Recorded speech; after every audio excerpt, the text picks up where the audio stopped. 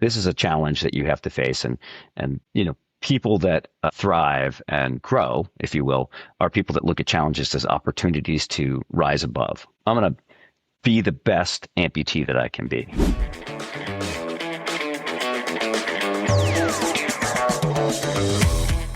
On this episode, we welcome in David Hiler, a hospitality expert by trade, but someone who is here to challenge us to ask some of the most difficult questions to answer around our growth.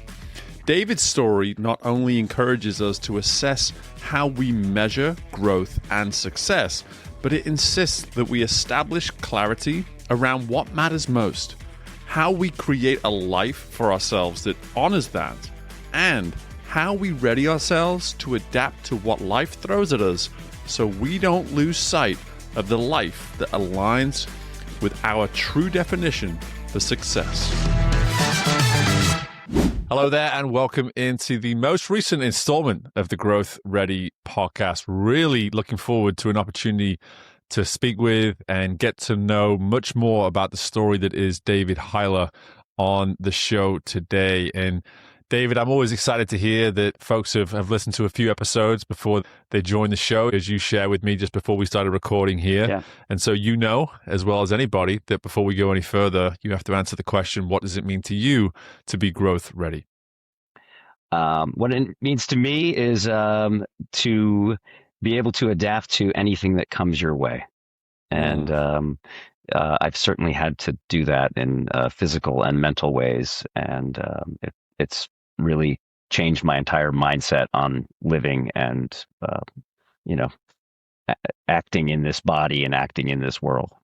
I love how you took us to the context, if you will, around the answer, the mindset, the body, how you show up and how you're able to perform within life, within the world, etc. And I'm curious, it would be a great opportunity right off the bat here for us to understand why the word adapt, why adaptive is the word that, for whatever reason, resonates with you above all other words as to what it means to be growth ready. Well, the word adaptive has become a gigantic word in my life. I lost my leg 6 years ago to cancer, and I lost it 16 centimeters above my knee.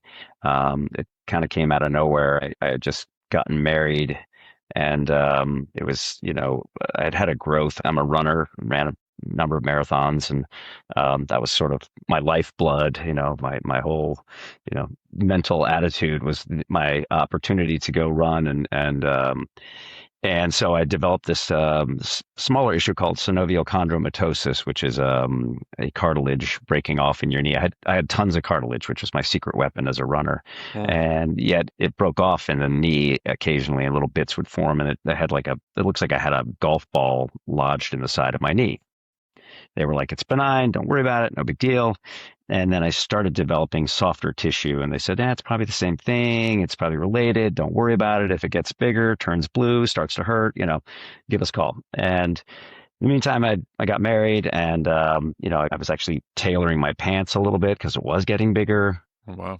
And a couple months later in 2019, I said, look, this is a grapefruit at this point. We need to figure this out. And my doctor said, well, I'm going to send you to an oncologist. It's not cancer, but I'm going to send you to an oncologist to check it out. And I did that, and they were like, yeah, this is cancer. So I was like, oh, wow, that's a bummer. And so this is around Thanksgiving, so the holidays, all this stuff. So we really couldn't talk about it much with my family because we weren't sure if it had spread to, this is my wife and I, if it had spread to the rest of my body, and that would change how we were going to approach attacking it. And so on January 2nd of 2020, I went in and said, he said, it's not in the rest of your body. It's isolated to the knee, and you have an opportunity here to fight it. With chemo, radiation, we're going to take it all apart. We're going to remove your kneecap. We're going to cut all those tendons. And, you're going to get, this is my doctor was great.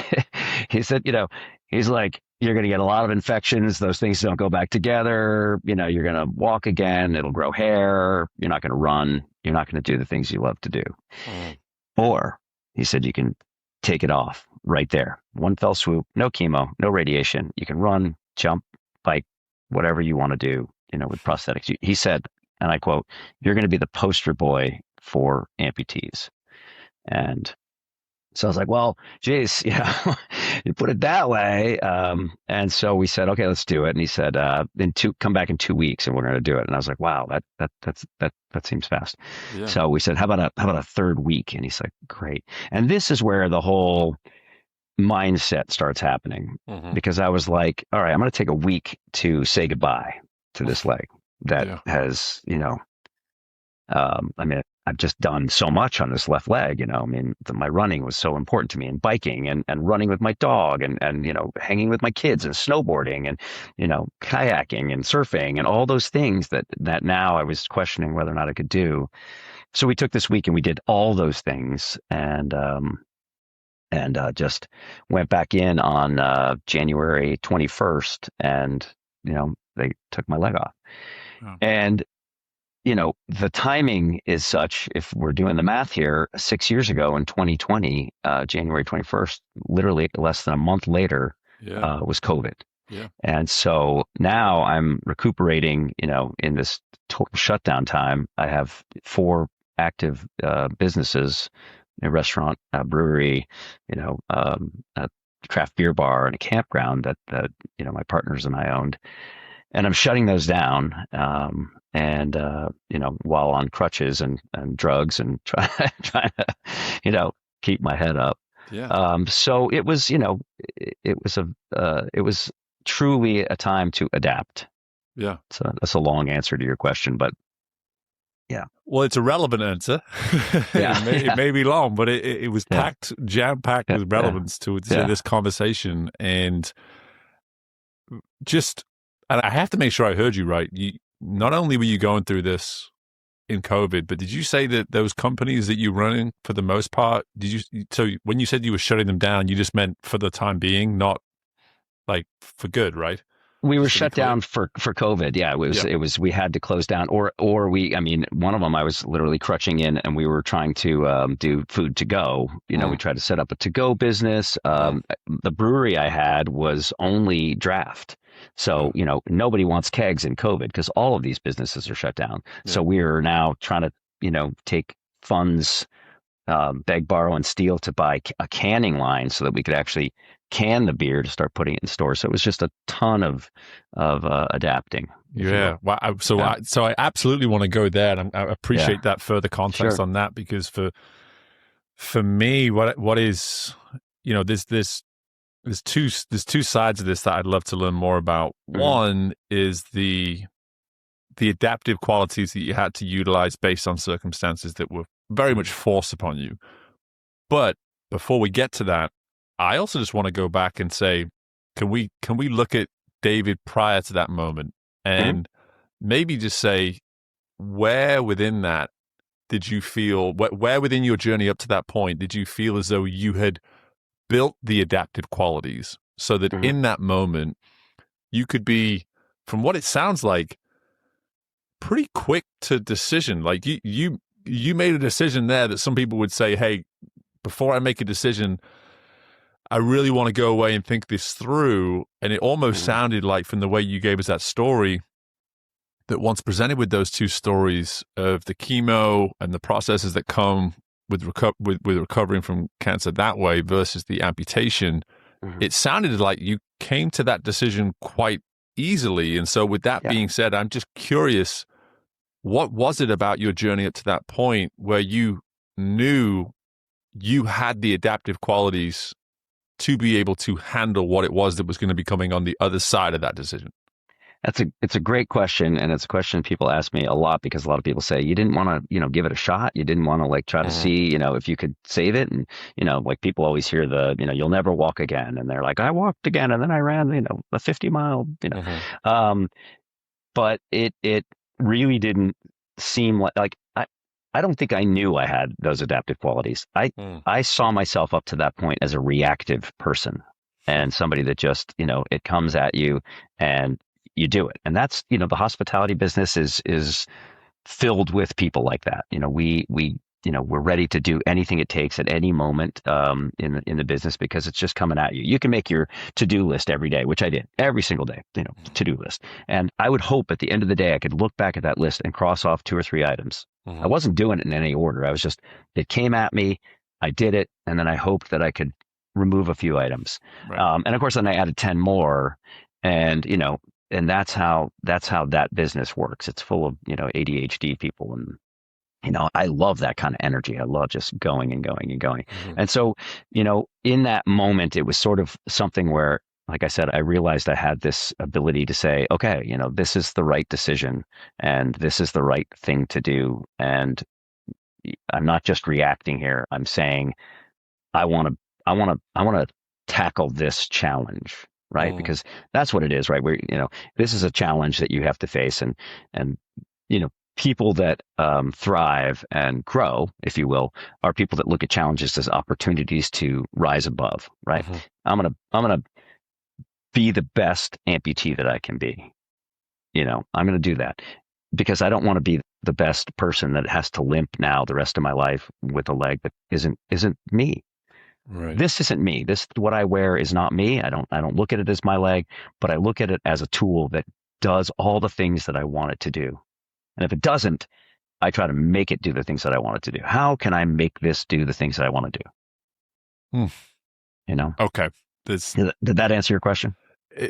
It not only answered the question, it created about 7 more, but in a wonderful way, And so, because what I'm hearing is, firstly, that recognition of you being much more reactive prior to that point, and to be able to have that ability to shift into adaptive. Right. Definitely want to learn a little bit more about that part of your evolution, just simply as a person. But I think what came out of what you just shared with us, more above everything else, is the clarity that you had with being the best version of yourself. Right. Like the decision came down to that.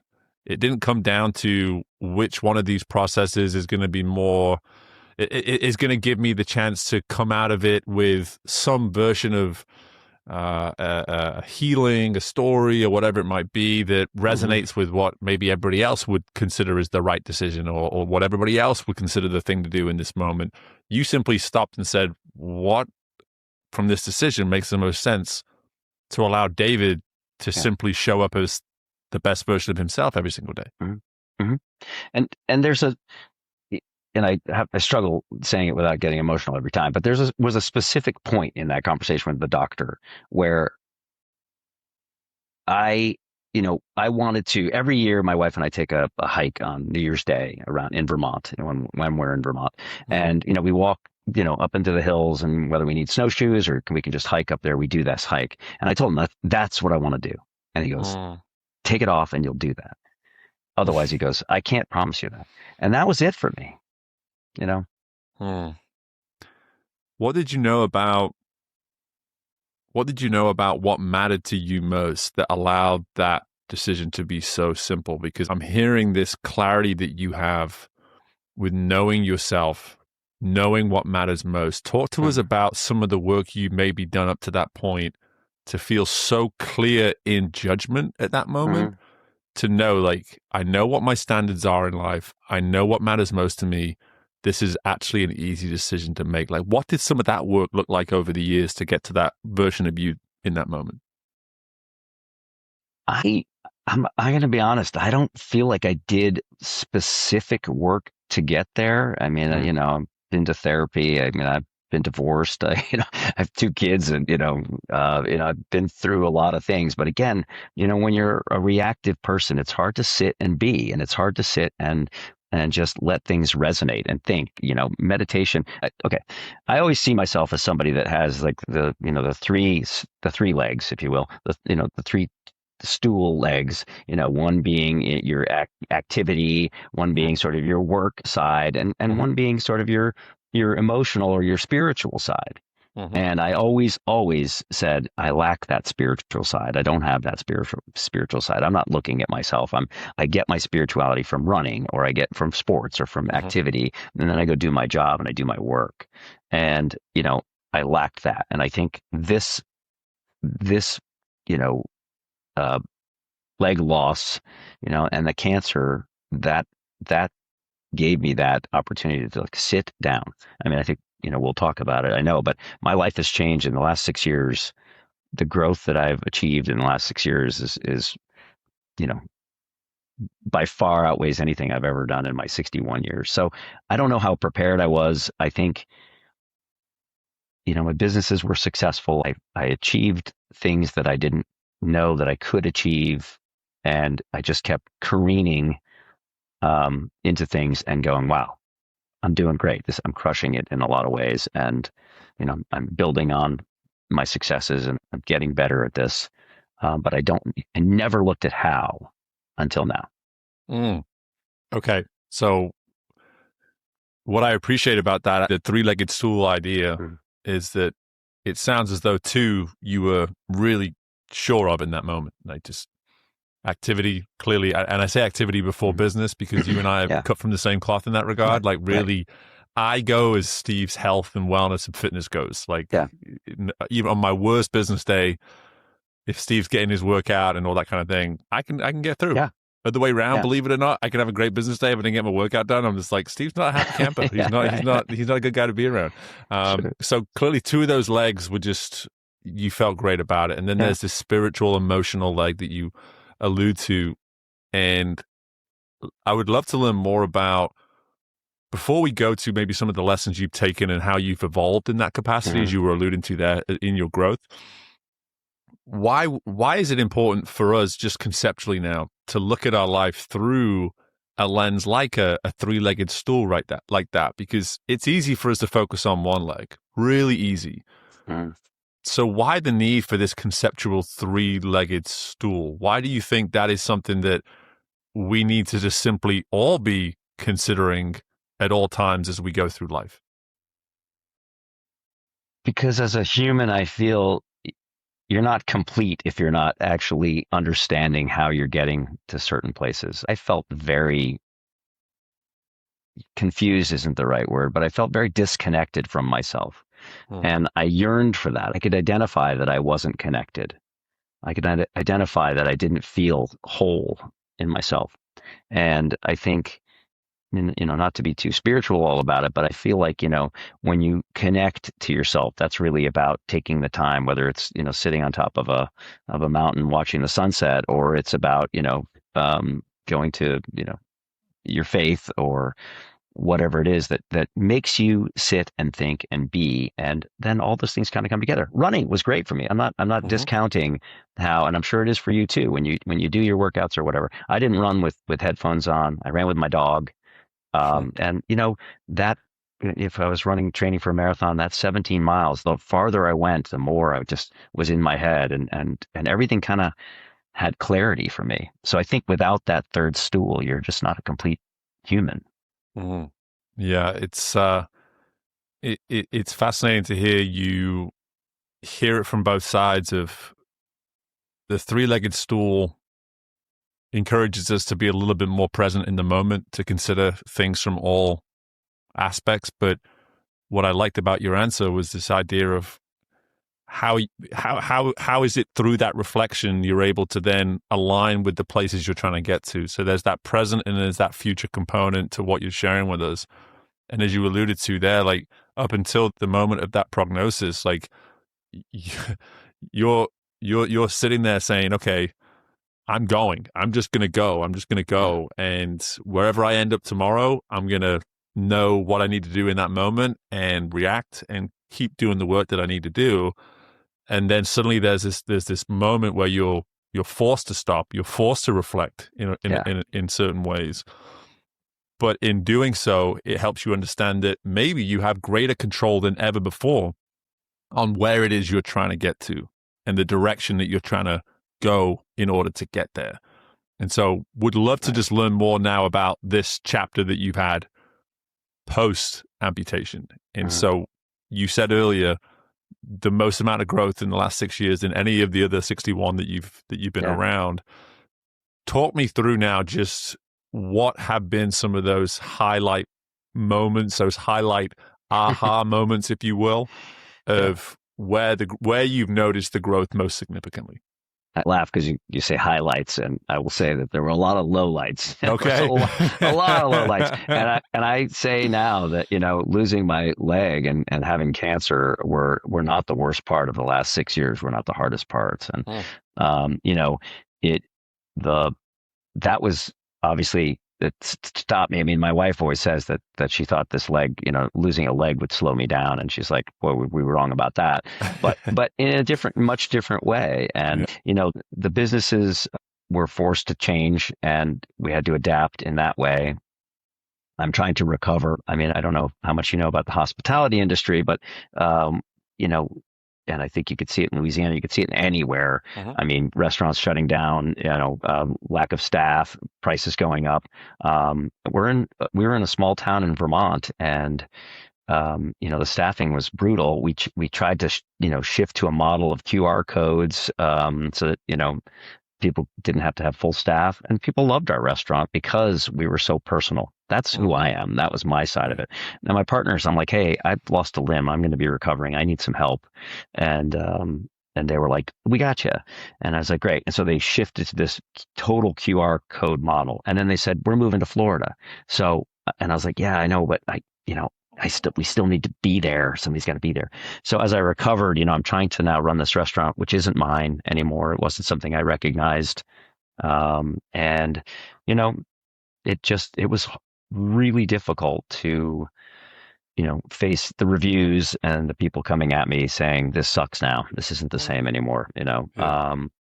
and, lack of business, prices going up, having to raise price. It was just, trying to change the menu, trying to get staff. It was just a nightmare in so many ways. And so for a couple of years, I ended up going back in. I told them I can't physically run around a restaurant all day long anymore. It's just not, what I want to do, and it's not what I'm really capable of. And that's what I ended up doing. And eventually I just said, I'm done. We, we, Mhm. we gotta sell. We gotta get out of here. Yeah. And that took, a good year and a half to sort of downsize everything. So we sold the restaurant, we sold the brewery, we sold the craft beer bar, and my partners have kept the campground. Mm. And but I got out of all of it. And I think it, now we get to the highlights. So that behind us, my wife and I looked at each other and we said, enough's enough. Let's get out of here. Let's stop Yeah. doing this. Like, we have a 3,500 square foot house. The laundry and the kitty litter is in the basement. We live on the second floor, and it's gigantic. We will literally text each other from our offices, mine on the second floor, hers in here, and say, hey, do you want to meet for lunch in the kitchen? I mean, that's Right. not a joke. And this is stupid. What are we Yeah. doing? Why do we have all this stuff? And we just got rid of it, all Mhm. of it, all of it. And sold the house, sold all the businesses, sold my motorcycle, everything gone. And we bought an RV, and we live in an RV now, Wow. and just started driving around the country. Holy smokes. I Yeah. love that. And it And was yeah. amazing. It's, that's adapting. That's like, Yeah. I have one leg, and, I can go up and down stairs. I can do all that stuff. And, I still Yeah. do all the stuff, but I don't want to go up and down stairs. And, I don't always want to put it on. I don't mind being on crutches. And now I have almost everything is at arm's reach. Mhm. I've 2 stairs to go down to get out of the coach, Mhm.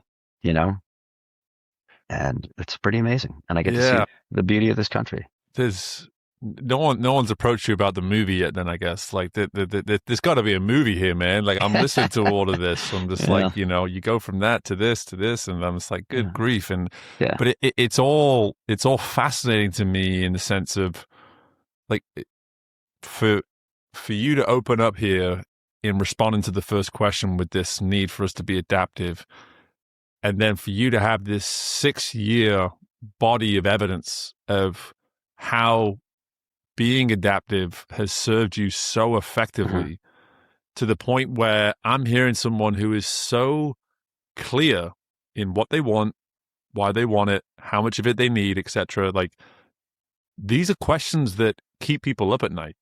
These are Yeah. questions that people spend years trying to answer is like, what do I really want from this life? Or what do I really want my day to look like? All right. And I'm just curious, like if that person's listening to this episode right now and they're asking those questions consistently. What is it? What is it you've been able to do here in these last few years that have allowed you to sound as though you have certainly a great deal of clarity, more so than the average person, Uh, around the ability to even answer those kind of questions? I think we are so, as a society, and maybe worldwide, we're so based on success and failure. Like when you get up in the morning and you have those thoughts about what am I going to do today, or what am I doing this week, or how am I going to approach this problem. We're so terrified of being successful or failing that we measure ourselves all the time on successes and failures. And there's a certain amount of failure in every success, and there's a certain amount of success in every failure, right? I mean, I can look at my businesses and I can tell you right now that they failed. They failed. I had to dump them. They were my retirement plan. Mm-hmm. That was my whole retirement plan is gone. And, I got out without debt. It's great. But now I'm back to square one. And in some ways, that's a gigantic failure. But man, I'm happier than I've ever been in my life. I'm living the life I want to live. So I think, if you approach things from a perspective of, I'm going to do what feels right in this moment. I'm going to do what feels good, and I'm going to chase that. And, that starts with that spiritual piece, right? Is being able to sit down every day. I journal. I started journaling right when I found out I had cancer, before I lost my leg, because I really want to look back and see, kind of what that was all about. And I still do it to this day, even though it's not about my leg anymore, or about cancer. And it really helps to provide some sense of clarity. Like, what am I writing about here? What's coming out of me at this moment? And that kind of helps to direct, where, where I want to go emotionally, physically.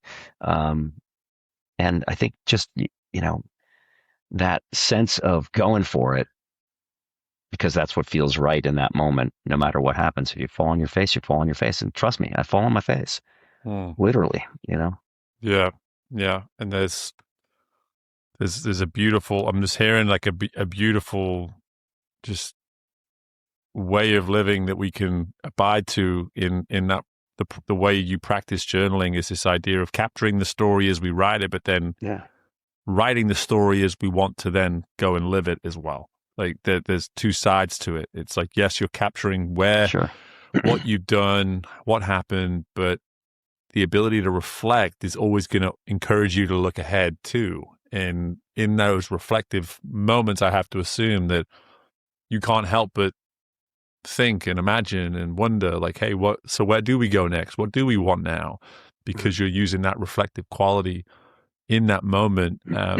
We've spoken about the power of journaling on this show before. We've had actual journaling experts come on, and I think it is one of those things that, again, I get to put the mirror up.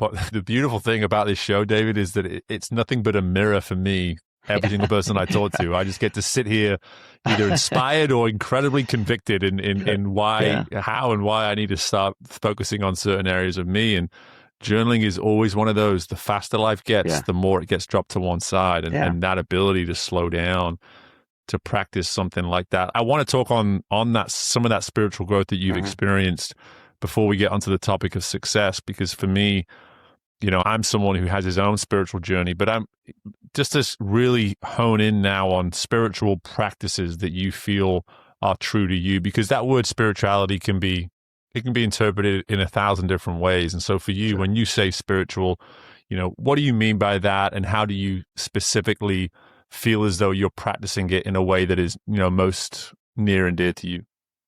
Well, I'm still terrible at it. I mean, I really try, but that journaling is really the practice for me. That is my spiritual aspect. But, I don't get to go on a 17-mile run anymore. Running has been hard. And let me go back for a second too and tell you that there's a lot of like these, every day is hard.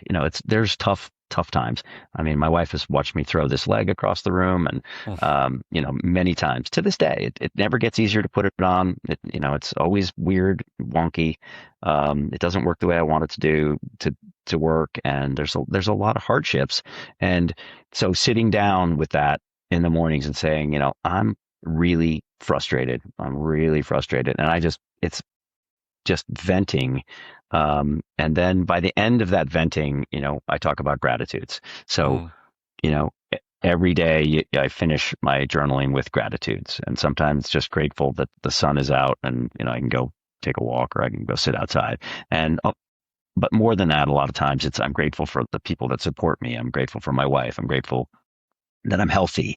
And I think that is still an area of growth for me that I'd like to do more of. And I don't know if it's meditation, or where that comes from, but journaling is something that is now a practice, a habit, and it's forced at times. I'm like, you got to do it. You got to do it, Yeah. and you sit down and do it. And it's sort of like going to the gym or working out. It's like, Yeah. I don't want to go. I don't feel good. I didn't sleep well. I'm tired and I don't want to go. And I feel weird. I'm the weird guy with one leg in the gym wherever I go, Yeah. any gym I go to all around the country.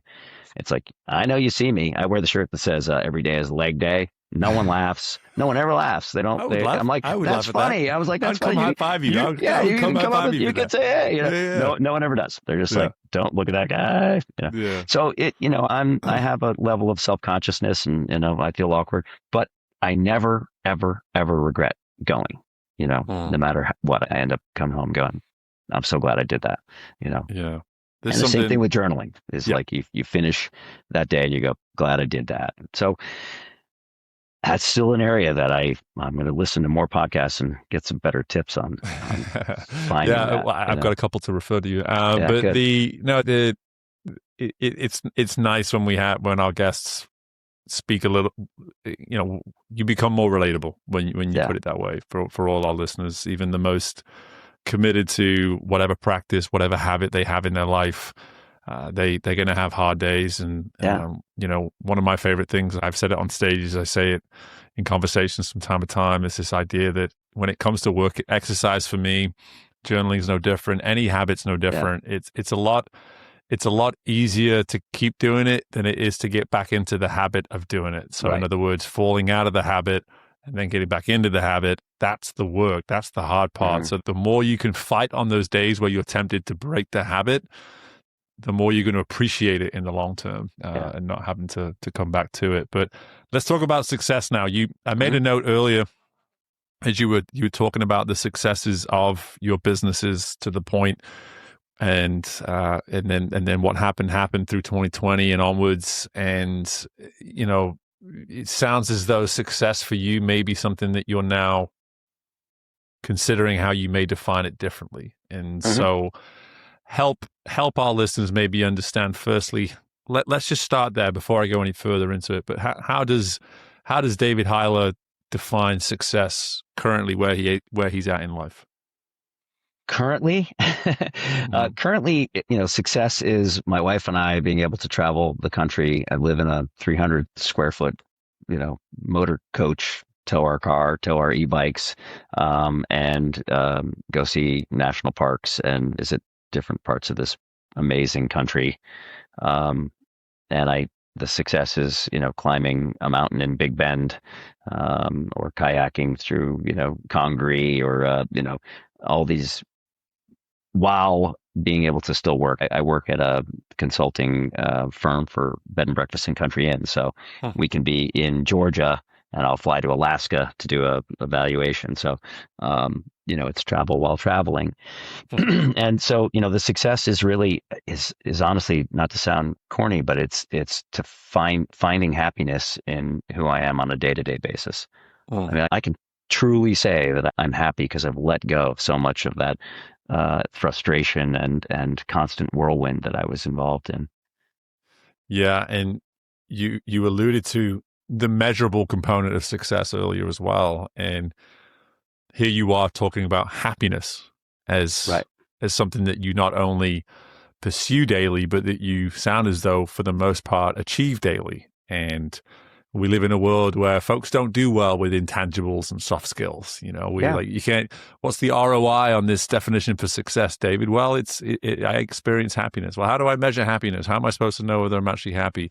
Yeah. So help our listeners understand, or maybe not even understand, maybe create more comfort around the fact that we can in fact define success through something that may not be, objectively measurable, let's say, from one person to the next? Like, how have you been able to get to that point where you can, in fact, measure success through something as a softer skill like happiness?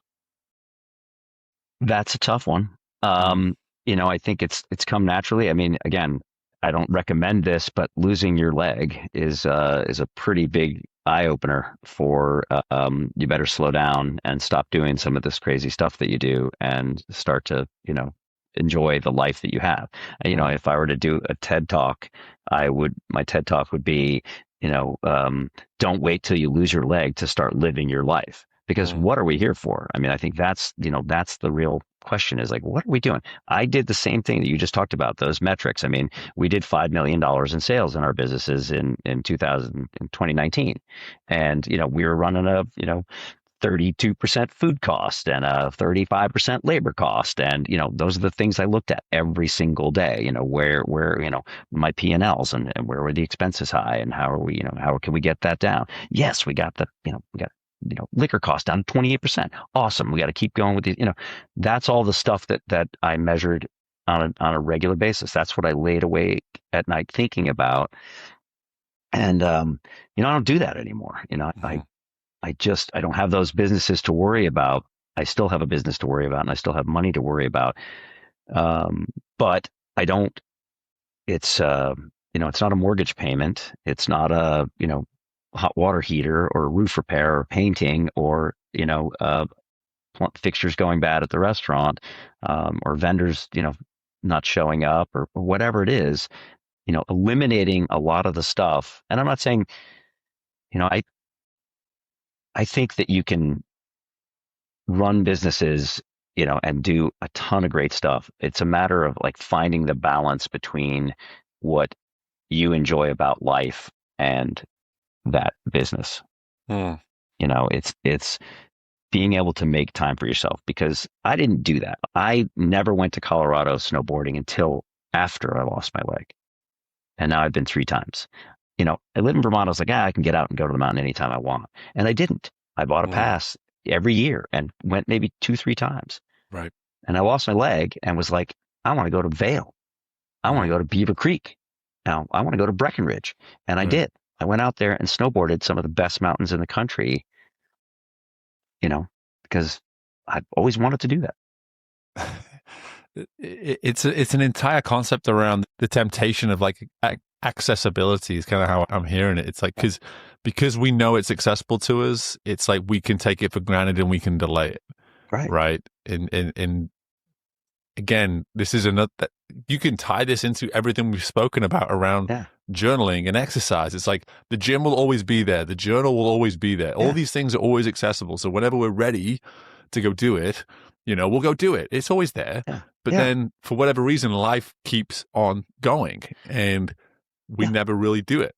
When do you choose you? When do you choose yourself? That's Right. the whole thing, right? Because we're always choosing everything else. And we always say we can choose us, but Mhm. we don't do it. We don't do it enough. And I No. think that was the killer for me. I was fine, I was moving along. Everything seemed great. Business, we were crushing it. And then boom, Mm. wake up. A question that you've provided us though is what am I here for? Mhm. I think that question forces you to do the work that we're talking about here. Right. If you avoid that question, some of these realizations that you've just shared with us, they're much more difficult to achieve because we're Right. not asking the hard enough question. We're not asking the right question that's going to solicit that type of thought and Right. reflection. And so I think that right there, when I ask around this concept of happiness being the target, let's say the way that we Mhm. define success, something that we may find hard to measure, it's a lot easier to measure when you're asking that question on the front end of what am I here for? Right. Because hopefully in that answer, there will be some evidence of what happiness may look like for you, what fulfillment may look like for you, what purpose may look like for you. And suddenly now that becomes the direction that you're working toward, right? Right. Yeah. I mean, I think it's a matter of choosing yourself and choosing what you want to be and where you want to be doing it, Hmm. And again, I somebody asked me after we sold the restaurants, it was a great run, and I felt we did it for 13 years, and we were crushing it. People still ask me to this day, what happened? Why aren't you? I wish you were still here. It was so fun. It was 200 seats, and we had live music, and we had great beer, and we had great food, and it was sitting on the water, and a train behind us. I mean, that train would come through, and every single time I'd be like, the train's here. I love the train. It was just such a great vibe, and when it was going, it was just it truly made me happy. I liked that, but the pressures of it and all the other stuff. So my point is basically, I think you can have a successful company, but I still didn't have the balance. I still didn't take the time for myself. I still made everyone else and everything else the priority over the things that really truly fulfilled me. I play music, which is the other, part of that stool, and maybe part of that spirituality for me. I play guitar. And when I lost my leg, this guy I was talking to about, I didn't want to take a lot of painkillers, and this guy I was talking to, he's like, well, he said, you play guitar, right? And I said, yeah. And he's like, that's the best painkiller ever. And I was like, it is? I was like, because this thing's like screaming, this leg. Yeah. And he's like, yeah, trust me. And so I was playing guitar, forgot all about it. Like your mind, can heal anything. And I would forget all about that immense pain of losing my leg while I was playing. And I thought, man, that's fascinating to me, It is. So, I love that. And really the coach that I am is dying to ask this question now, because I think this is really the hardest part of everything we've spoken to. Is this is all well and good when you've created the lifestyle that you and your wife have to protect this way of approaching life. But that is kind of where I want to finish our conversation and ask this question is, how do we continue to protect everything that you're alluding to here? Like, how are you, David, protecting yourself from potentially going back to the temptation of all of those other ways that you used to live life, all of those other ways that you used to define and measure success? What is it about the way you're having to structure your life today to protect you from the temptation to potentially go back to that sort of way of living? Somebody asked me a question after when I sold the restaurant, and they said, would you ever do that again? And I said, well, the bar starts at a wine bistro in Amsterdam, and it goes down precipitously from there. Yeah. And I think, it's the same thing with our house, 100 square feet of house, full attic full of stuff from like my high school days, my college, my time in Europe, all sitting in boxes for 20 something years. And it's all gone, I mean, mementos, we saved some stuff, but for the most part, it's all irrelevant, right? So I will never have a huge house again, ever. It just isn't going to happen. Never going to fill up a house with a bunch of stuff. I'm never going to have a restaurant and a craft beer bar and a brewery and a food truck and a campground ever again. I don't need a legacy. I don't need to build a legacy. I need to do things that fulfill me and make me happy. If I could get a wine bistro in Amsterdam and take my boat into work every day, I'm there. That sounds great. So I think it's creating scenarios. Like, I think when I started the restaurant operation, when my partners and I started it, we set out to do this really cool restaurant. And then we were like, hey, we need to get an external brewery. Let's get, we're selling tons of beer. Let's get this other brewery. So we had a 15-barrel brewing system. And then we're like, we're only selling our beer. We need to sell like other beer. So let's have this craft beer bar. And, we need a campground. And it just like, I didn't set out to have a legacy. We just kept thinking that's what we need to be successful, right? Like, we need to have this monumental thing that everybody goes, wow, look at those, moguls. And I look back and I go, I didn't want that. That's not what I wanted. Something that I want everyone to hear in that response is, if you don't get success right, if you don't define it correctly, we're going to be telling ourselves that we need things that we don't actually need.